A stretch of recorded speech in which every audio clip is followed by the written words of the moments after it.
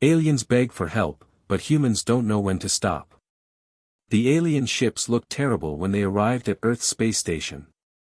Their metal hulls were burned and cracked, sparks flying from broken engines. These weren't the proud warships that once ruled the galaxy. These were refugee boats carrying the last survivors of a dying civilization. Captain Tyler Brooks watched from the observation deck as the largest alien vessel docked. The airlock hissed open, and out stepped Ambassador Kane, a tall creature with 4 arms and skin like blue leather. His translator box buzzed with static as he spoke. "Captain Brooks, I come begging for your help. The metal swarm has awakened from deep space. It eats everything in its path, planets, ships, even stars. Our weapons can't stop it. 12 worlds are already gone." Tyler had heard rumors about the metal swarm.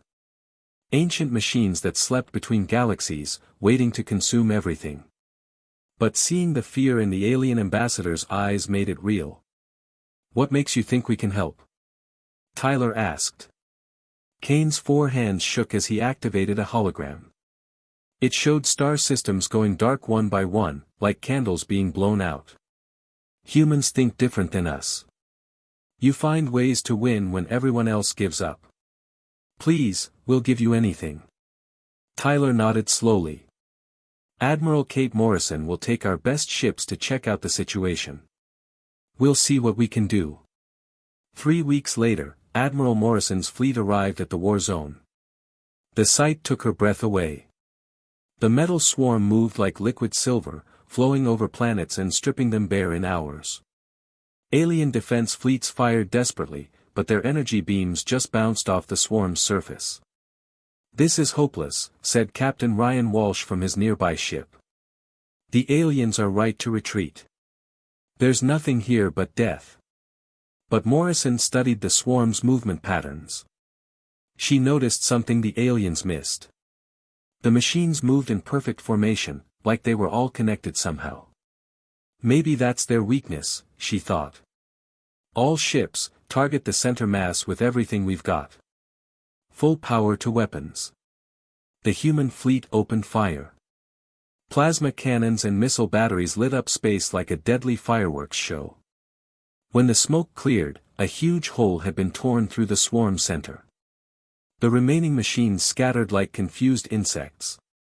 "Impossible," whispered Ambassador Kane over the radio. "How did you do that?"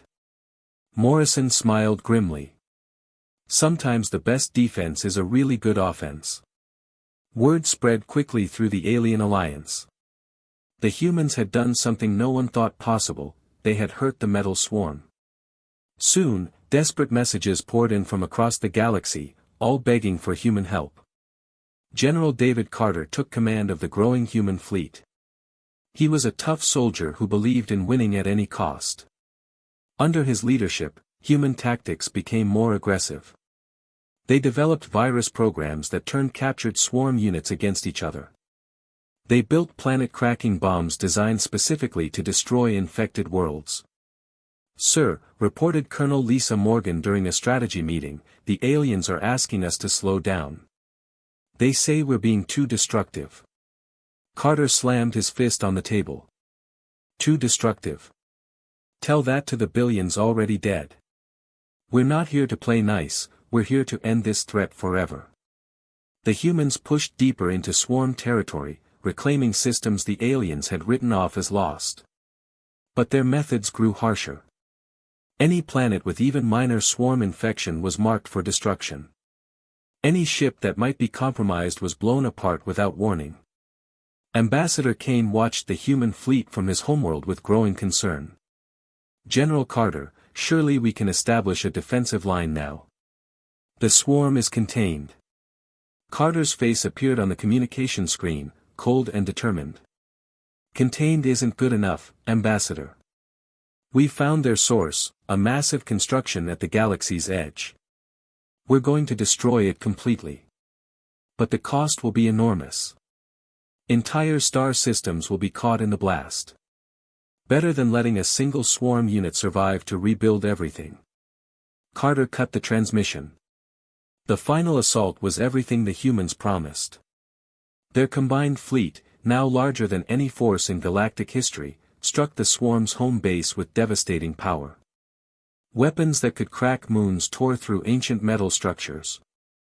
The swarm's central intelligence, older than human civilization, was completely destroyed. But victory wasn't enough for General Carter. As the main threat died, he ordered deep space sweeps to hunt down every remaining fragment. Human ships patrolled every system, scanning for traces of swarm technology. "This is for everyone's safety," explained Colonel Jake Thompson as he established military headquarters on Kane's homeworld. "We can't leave until we're absolutely certain the threat is gone." "When will that be?" Ambassador Kane asked, watching human soldiers march past his office window. Thompson shrugged. "When we say it's safe." Months passed. The metal swarm was extinct, but human fleets remained everywhere. They called it peacekeeping, but the aliens knew better. They had traded one master for another. The machines had wanted to consume them. The humans just wanted to control them. Ambassador Kane sat in his office, now surrounded by human guards, for his protection. Through his window, he could see human ships patrolling the skies of his homeworld. The metal swarm was gone, but freedom was gone too. He had begged the humans for help, and they had delivered. They had saved his people from extinction. But somewhere along the way, the saviors had become conquerors. And unlike the mindless machines, these new rulers were smart enough to convince themselves they were still the good guys. The humans had won completely. They always did. That was their gift and their curse, they never knew when to stop. Commander Blake Rodriguez had been in space battles before, but nothing like this. Her fleet dropped out of hyperspace just as the machine plague hit the Kepler 442 system. The sight made her stomach turn. The swarm looked like molten silver pouring across the planet's surface, eating everything in its path. "Jesus Christ," whispered her weapons officer, Lieutenant Danny Miller, staring at his screens. "It's like watching cancer spread across a living body." The planet had been green and blue just hours ago, covered with alien cities and forests. Now it was turning gray and dead as the machines consumed everything they touched. Buildings, trees, even the atmosphere itself was being processed into more swarm units. "Commander, the Vorthan fleet is pulling back," reported Communications Officer Lisa Chen. "Admiral Thek says the inner system is lost. They're setting up a defensive line near the gas giant." Rodriguez watched the alien ships retreat in perfect formation. These weren't cowards running away. These were experienced military officers who had fought the swarm for months and learned that some battles couldn't be won. But Rodriguez wasn't ready to give up yet. "How fast is that thing spreading?" she asked.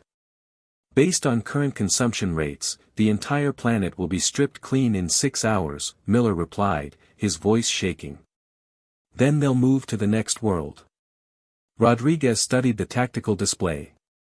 The swarm moved like a living thing, but it was still machines. Machines had weaknesses. They followed patterns, operated on frequencies, and could be disrupted if you knew how. "Lieutenant Miller, run a full-spectrum analysis on those things. I want to know what frequency they're operating on." "Ma'am, that could take hours. The planet will be gone by then. Then we better work fast." Rodriguez opened a channel to the rest of her fleet. "All ships, maintain distance but prepare for combat. Science teams, I want every scanner we have focused on that swarm. Find me a weakness." The alien admiral's face appeared on her communication screen. Thek looked like a cross between a giant lizard and an octopus, with scales that changed color based on his emotions. Right now, they were flashing dark red, the color of fear. "Commander Rodriguez, you must retreat immediately. The swarm cannot be stopped once it begins feeding. We've lost entire fleets trying to fight it directly. With respect, Admiral, we haven't tried yet." Rodriguez cut the transmission before Thek could argue. Her science officer, Dr. Kevin Walsh, was hunched over his instruments. "Commander, I'm picking up electromagnetic signatures from the swarm. They're all synchronized, operating on the same base frequency. Like a radio network? Exactly. If we could disrupt that frequency, they'd lose coordination. Rodriguez felt her first spark of hope. What do we need to jam their signal? Electromagnetic pulse weapons, but we'd need to deploy them in a perfect grid pattern to cover the entire swarm. Even then, we don't know the exact frequency they're using. Rodriguez looked at the planet below, now half gray with machine consumption. Time was running out. How many different frequencies could they be using? Thousands, maybe tens of thousands. Then we'll try them all. Rodriguez turned to her weapons officer. Miller, load every EMP mine we have. Deploy them in a grid pattern around the planet. Ma'am, that's our entire supply. If this doesn't work, we'll be dead anyway. Do it. The human fleet moved with precision that impressed even their alien allies. Ships spread out in perfect formation, each one dropping dozens of electromagnetic pulse mines.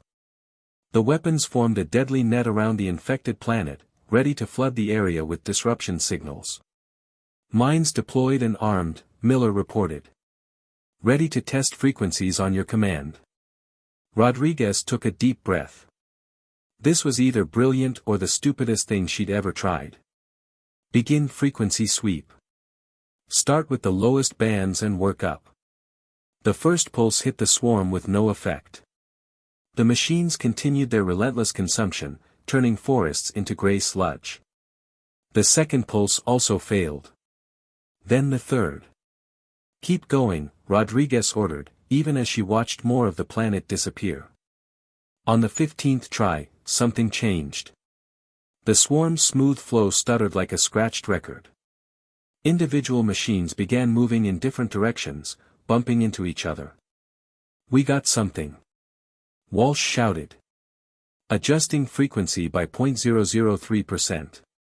The next pulse hit like lightning. Across the planet's surface, the silver swarm suddenly stopped moving. The machines that had been working in perfect harmony now seemed confused, wandering in circles. Direct hit on their command frequency, Miller reported, grinning widely. They can't coordinate anymore. But Rodriguez wasn't celebrating yet. Fire kinetic weapons at the densest concentrations. Hit them while they're confused. The human fleet opened fire with everything they had. Plasma cannons, missile batteries, and rail guns poured destruction onto the disrupted swarm. Without their coordination, the machines couldn't form defensive patterns or adapt to the attacks. Look at that, whispered Chen, staring at her screen. They're actually retreating.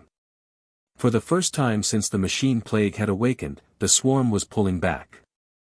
The silver tide that had covered half the planet began flowing back toward their landing ships. But Rodriguez wasn't done with them. All ships, pursue and destroy. Don't let a single unit escape to warn the main swarm. The battle lasted 3 hours. When it was over, the Kepler 442 system was quiet. The planet was badly damaged, its surface scarred with gray patches where the machines had fed.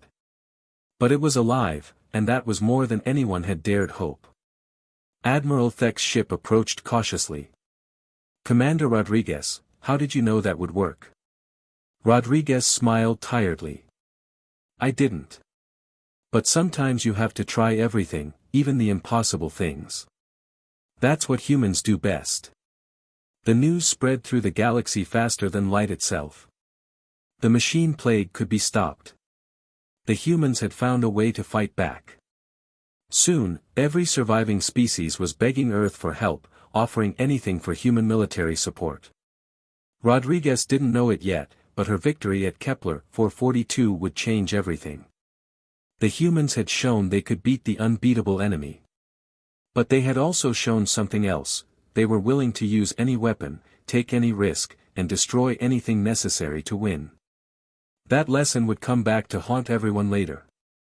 The war against the machine plague changed everything for humanity. What started as a small help mission became the biggest military operation in galactic history. Human ships were everywhere now, and they were winning battles that alien races had given up on years ago. Captain Jake Torres stood in his laboratory aboard the battleship New York, watching captured plague machines move around in containment fields. These weren't the mindless destroyers everyone thought they were. They were smart, adaptive, and they learned from every battle. But Torres had figured out their weakness. "Computer, run simulation 17, he said, adjusting the controls on his workbench. The captured machines suddenly stopped their random movements.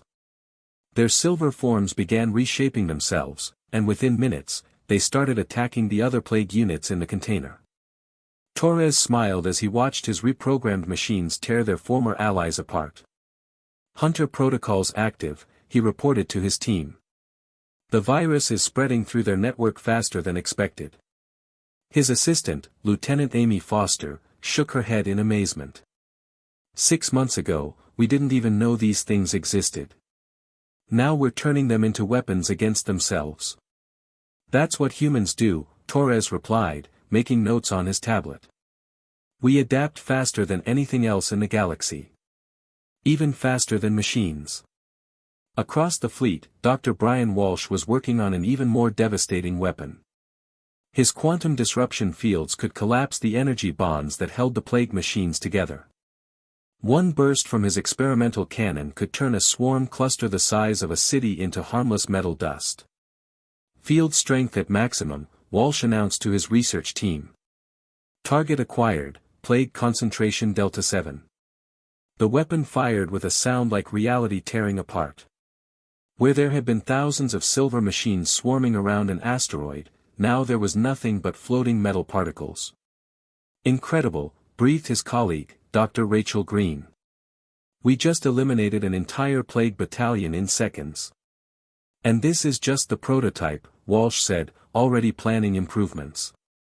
"The full-scale version will clear entire star systems." The results spoke for themselves. System after system was being reclaimed from the plague. The Altair colonies, which had been written off as lost forever, were now free and rebuilding. The Proxima mining stations were back online. Even the heavily infected Vega system was showing signs of recovery. But success came with a price that the aliens were starting to notice. Ambassador Kane stood before the Vorthan High Council, his blue skin darker than usual with stress. The council chamber was massive, built to hold representatives from dozens of species. But today, it felt empty and cold. "Council members, I bring disturbing news about our human allies," Kane began, his voice echoing off the crystal walls. Councillor Vale, an elderly Vorthan with silver markings on her face, leaned forward in her floating chair. "Disturbing?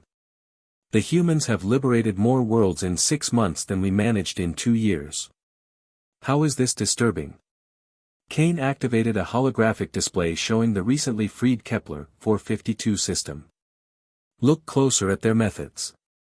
3 days ago, they detected plague contamination on Kepler 452c. The planet had 2 million survivors living in underground cities, completely safe from surface contamination." "And," prompted another counselor.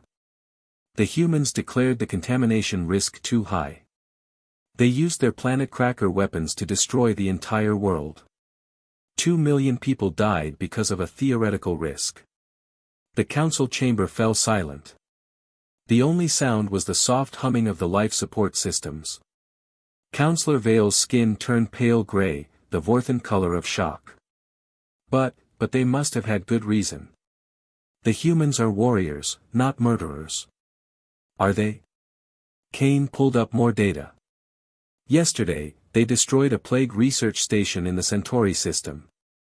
The facility had been abandoned for months, but it contained valuable scientific data about plague behavior.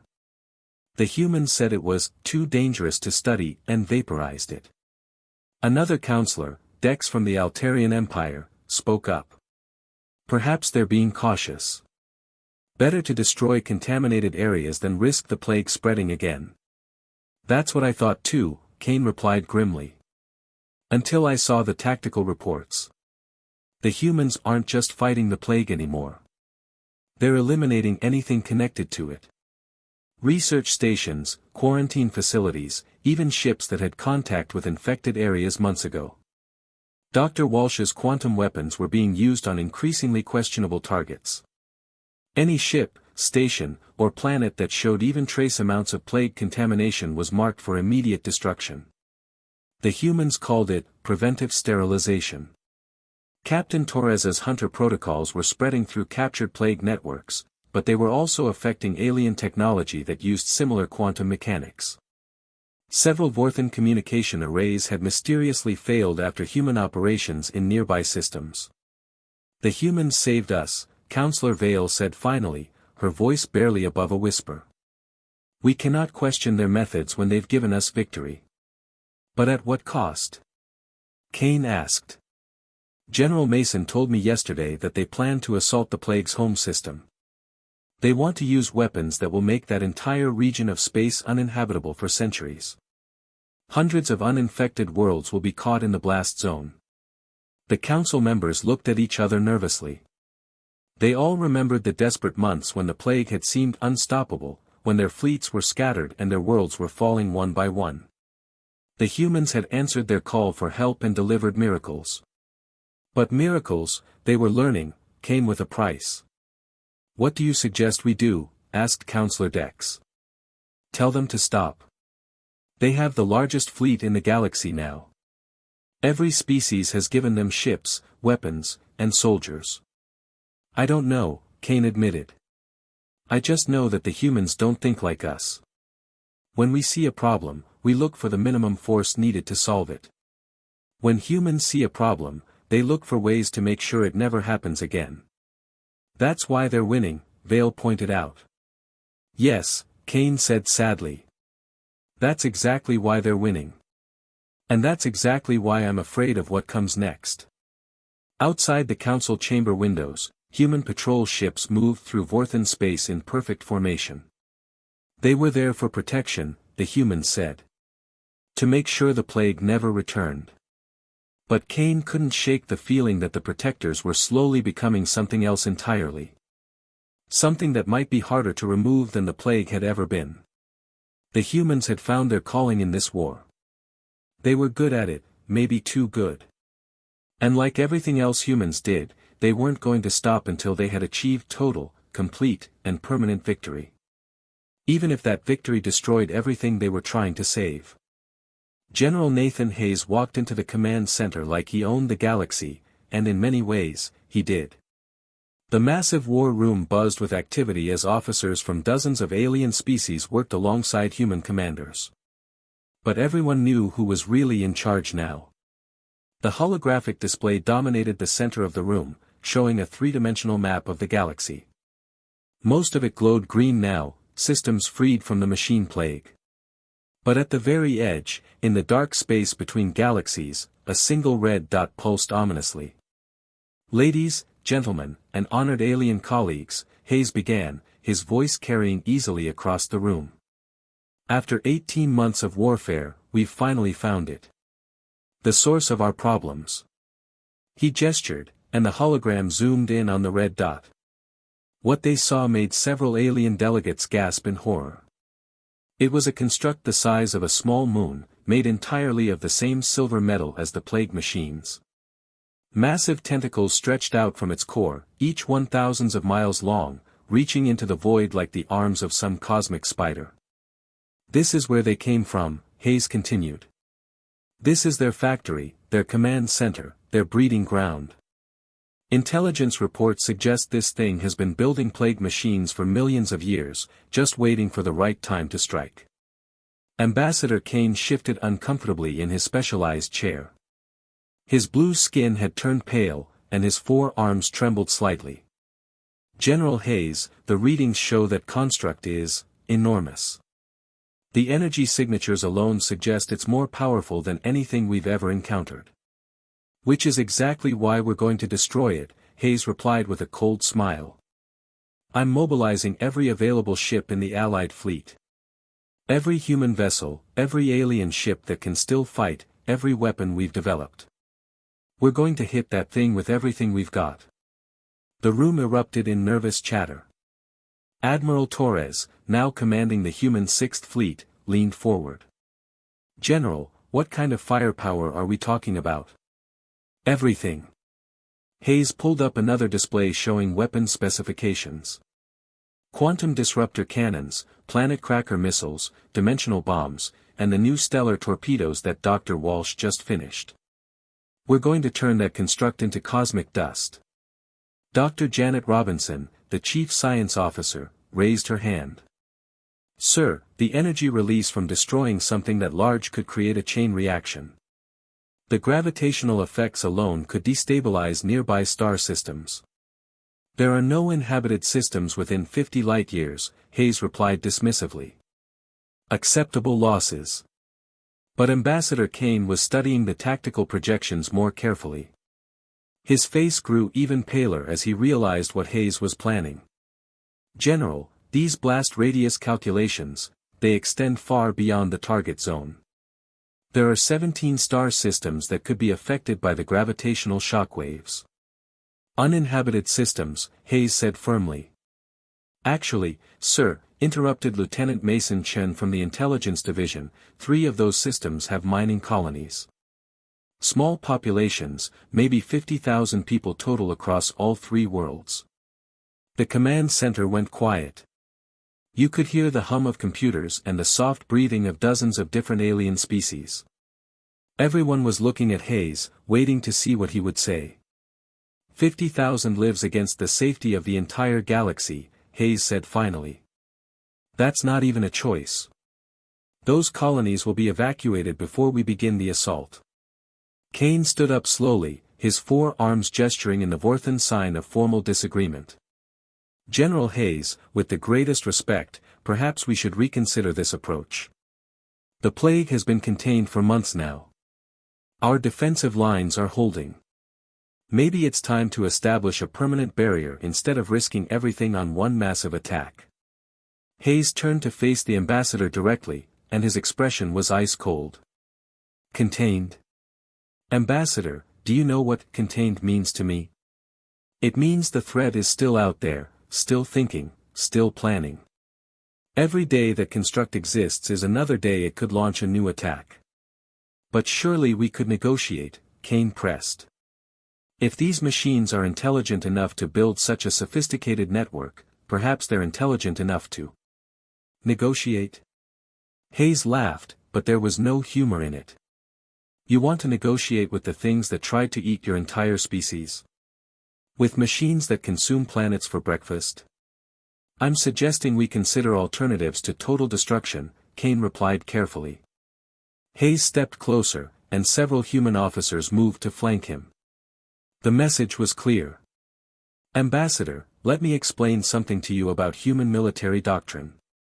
When we identify a threat to our survival, we don't contain it, we don't negotiate with it, and we don't leave it alive to try again later. We eliminate it completely." Dr. Robinson spoke up again, her voice shaky. "Sir, the computer models show a 15% chance that destroying the construct could trigger a cascading gravitational collapse. Entire sectors could be pulled into artificial black holes." 15%, Hayes repeated thoughtfully. "That means an 85% chance of total success. Those are excellent odds." "But if you're wrong," Kane began. The final assault on the Machine Plague's home base was everything General Hayes had promised and more. The combined human fleet, now the largest military force in galactic history, struck with devastating precision. Planet cracker missiles tore through the ancient construct's defenses while quantum disruptor cannons collapsed its massive structure from the inside out. Admiral Jake Torres watched from his flagship as the enemy stronghold came apart like a house of cards. "Target destroyed," he reported, his voice filled with satisfaction. "The construct is breaking apart. No energy signatures detected." Across the fleet, cheers erupted on every ship. Human crew members hugged each other, alien allies sent grateful messages, and for one brief moment, it seemed like the war was truly over. The Machine Plague, the terror that had consumed worlds and threatened entire civilizations, was finally dead. But General Hayes wasn't celebrating. He stood on the bridge of his command ship, studying sensor readings with cold calculation. Admiral Torres, begin Phase 2 operations immediately. Phase 2, sir. Torres asked, confused. The target has been eliminated. Mission accomplished. Mission accomplished. When I say it's accomplished, Hayes replied sharply. All units, begin deep system sweeps. I want every piece of debris scanned, every fragment analyzed. If there's so much as a single plague cell floating in space, I want it found and destroyed. Captain Dylan Walsh, commanding the Science Division, raised a concern. General, our sensors show no active plague signatures anywhere in the area. The construct's destruction appears to have been complete. Appears isn't good enough, Hayes snapped. These machines have fooled us before. They could be hiding, waiting, planning their next move. We sweep everything, we scan everything, and we destroy anything that even might be connected to the plague. What followed was the most thorough military operation in known history. Human ships spread out across hundreds of star systems, their powerful scanners penetrating planets, asteroids, and empty space itself. Any trace of the silver metal that the plague used was immediately targeted for destruction. But the sweeps didn't stop with obvious targets. Mining stations that had processed plague-infected asteroids were evacuated and destroyed. Research facilities that had studied plague samples were classified as contaminated and vaporized. Even alien ships that had fought alongside the plague during its early expansion were hunted down and eliminated. This is getting out of hand, Ambassador Kane told his aide as they watched human patrol ships scan his homeworld for the 5th time that month. They're destroying our history, our research, everything we've learned about defending ourselves. The aide, a young Vorthan named Bex, pointed to the latest reports. It gets worse, Ambassador. They've established permanent military bases on over 300 worlds. They call them security installations, but they're really occupation forces. Kane looked out his office window at the Vorthan capital city. Human soldiers walked the streets in full combat gear, their scanners constantly sweeping for threats that no longer existed. Checkpoints controlled movement between districts. Citizens needed permission slips to travel to other cities. Colonel Lisa Bennett had arrived 6 months ago to set up what she called a temporary security headquarters in the former government building. The temporary headquarters had grown into a massive complex that dwarfed the original Vorthan government structures. Ambassador Kane, Bennett had explained during their first meeting, we understand this seems excessive, but we can't take any chances. The plague was incredibly sophisticated. There could be dormant cells, hidden programs, or backup systems we haven't discovered yet. Our own scientists have found no trace of plague activity, Kane had protested. Our world has been clean for over a year. Bennett had smiled with the patience of someone explaining something obvious to a child. Your scientists are good, but they're not human scientists. We think differently, we see patterns you might miss. For everyone's safety, we need to maintain security protocols until we're absolutely certain the threat is gone. And when will that be? When we determine it's safe. That conversation had been 8 months ago, and the humans showed no signs of leaving. If anything, their presence had grown stronger. What started as security sweeps had become permanent patrols. What began as temporary bases had become fortified cities. Dr. Rachel Green, now heading the Human Plague Prevention Department, had expanded the definition of potential threats far beyond anything reasonable. Ancient alien artifacts were confiscated because they might contain dormant plague code. Scientific research was heavily monitored because it might accidentally recreate plague technology.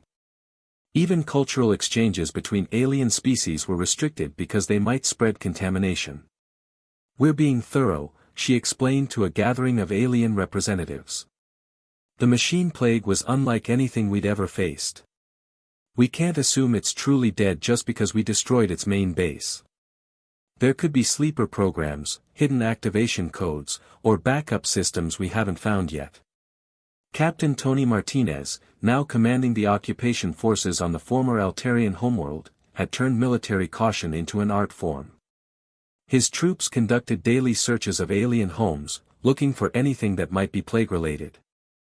Citizens were required to report any unusual technological activity. Children were taught to recognize potential plague signatures in school. The aliens don't understand the threat like we do, Martinez told his officers during a briefing. They think in terms of traditional warfare, defeat the enemy army, and the war is over. But the plague wasn't traditional. It was everywhere, in everything.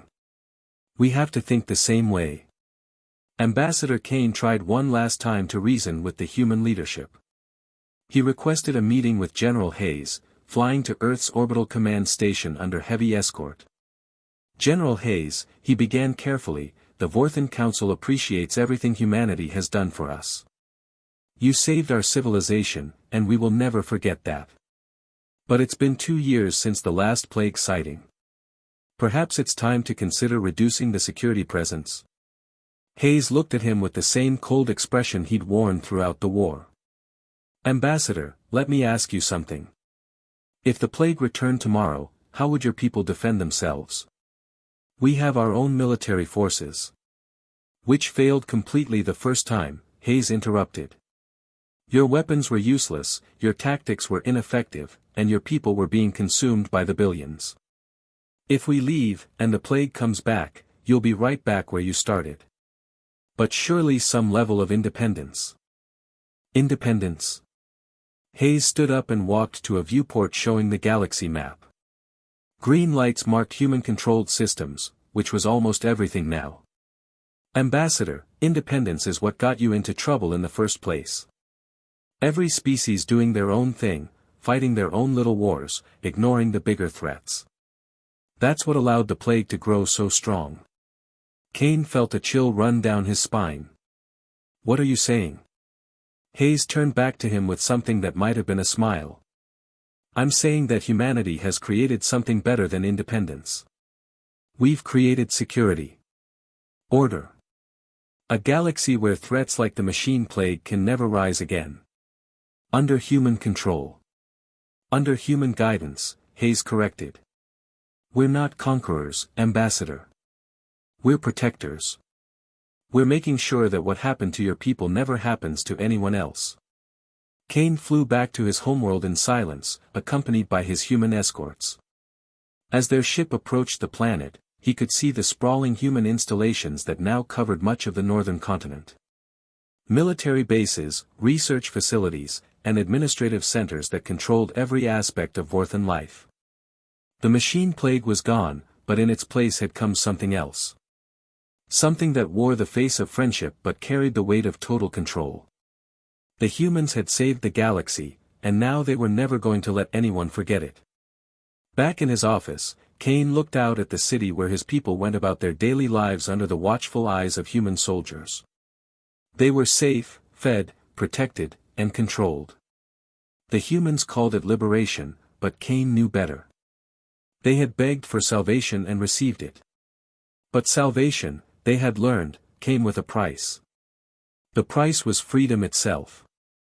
And the humans, convinced they were still the heroes of this story, would never willingly give that freedom back.